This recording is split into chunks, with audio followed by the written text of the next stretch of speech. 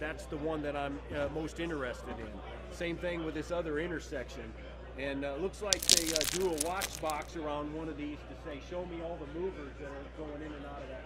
And it's say, I'm interested in this intersection right here. So that intersection is orange, the orange one over there, and you can see the vehicles moving in and out of it. So that could be into the red visibility. If you said, hey, well, where's the best approach for friendly, then you can actually just drop a target, show visibility, and now the marker will show you visibility. Hide marker.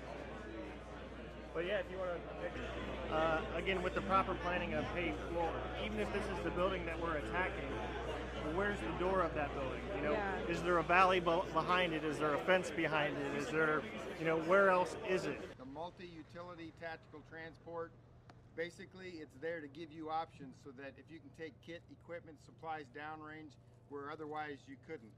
EV, they're very quiet, and so you don't hear the engine sound. This yellow light right here will be the indicator for that. So of this, what exactly is that? So the kinds of breachy things, so it's good at pushing, right? It's much more lower level.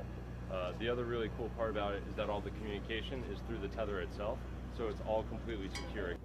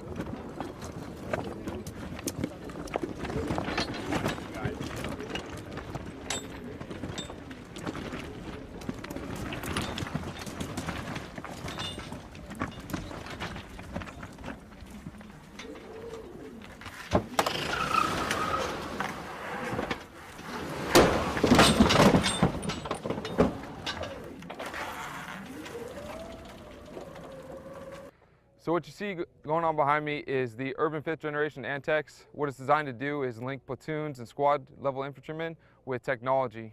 This will enable us to better equip us in an offensive or defensive scenario, and it really exposes the Marines to the different technologies that are out there.